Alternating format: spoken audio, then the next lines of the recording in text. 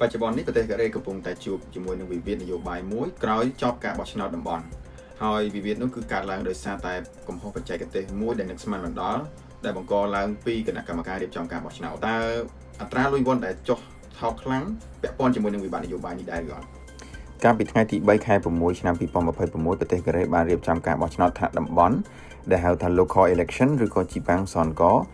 សម្រាប់ជ្រើសចៅខេត្តចៅក្រុងប្រទេសកូរ៉េត្រូវបានគេស្គាល់ថាជាប្រទេសដែលមានគ្រឹះលទ្ធិប្រជាធិបតេយ្យរឹងមាំល្អបំផុតហើយជាគំរូគេនៅក្នុងអាស៊ីអាគ្នេយ៍តាក់ទងជាមួយនឹងគ្រឹះលទ្ធិប្រជាធិបតេយ្យហើយការបោះឆ្នោតនីមួយៗគឺតែងតែសុក្រិតយុត្តិធម៌ប៉ុន្តែហេតុអីពេលនេះបែរជាក្រោយការបោះឆ្នោតមានប្រជាជនជាច្រើនមកកកកុញលើកទង់ជាតិហើយទាមទារការបោះឆ្នោតសាជាថ្មីហើយនិយាយថាមានភាពអយុត្តិធម៌កំឡុងពេលបោះឆ្នោតគណៈកម្មការរៀបចំការបោះឆ្នោតបានផ្គត់ផ្គង់សន្លឹកឆ្នោតខ្វះជាច្រើនតំបន់ដែលធ្វើឲ្យតំបន់មួយចំនួនត្រូវបានផ្អាកមួយរយៈសិនទ្រាំតែសន្លឹកឆ្នោតដឹកទៅដល់ហើយប្រជាជនត្រូវចាំរាប់ម៉ោងទ្រាំតែបានបោះឆ្នោតហើយត្រូវបានគេរាយការណ៍ថាមនុស្សមួយចំនួនមិនបានទៅបោះឆ្នោតដោយសារតែចាំយូរពេកក្នុងរបាយការណ៍បានរាយការណ៍ថាមណ្ឌលបោះឆ្នោតចំនួន50ត្រូវបានផ្គត់ផ្គង់ខ្វះសន្លឹកឆ្នោតហើយចំនួន20ត្រូវបានផ្អាកមួយរយៈទ្រាំតែសន្លឹកឆ្នោតបានដឹកទៅដល់លោកប្រធានាធិបតីអ៊ីជីមយ៉ងថ្លែងថាបញ្ហានេះមិនគួរកើតមានទាល់តែសោះហើយក៏ជារឿងដែលគួរឲ្យអាម៉ាស់បំផុតដែរ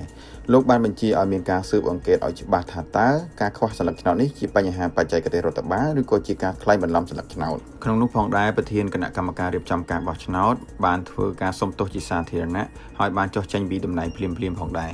បញ្ហាដែលរសើបបំផុតនោះគឺត្រូវបានគេរាយការណ៍ថាតំបន់ដែលខ្វះសន្លឹកឆ្នោតនោះគឺជាទូទៅជាតំបន់ដែលមានប្រជាប្រិយភាពសម្រាប់ប្រជាជនដែលគាំទ្រគណៈបកប្រឆាំងមកដល់ពេលនេះមិនទាន់មានភស្តុតាងមួយណាដែលបានបញ្ជាក់ថាមានការក្លែងបន្លំសន្លឹកឆ្នោតនៅឡើយទេប៉ុន្តែប្រជាជននៅតាមតំបន់នៅតែបន្តធ្វើបាតកម្មហើយនៅព័ទ្ធជុំវិញមណ្ឌលបោះឆ្នោតមិនឲ្យយកសន្លឹកឆ្នោតទៅរាប់នៅឡើយ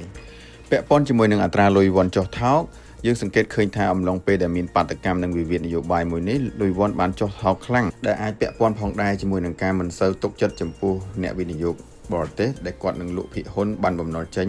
ដោយសារតែមិនទុកចិត្តស្ថានភាពនយោបាយផលប៉ះពាល់ធ្វើឲ្យលុយវ័នធ្លាក់ចុះមិនមែនស្ថិតតែលើមួយកត្តានេះទេកត្តាចាស់ៗដែលមិនទាន់ដោះស្រាយរួចដូចជាធនាគារជាតិរបស់អាមេរិកតម្លើងការប្រាក់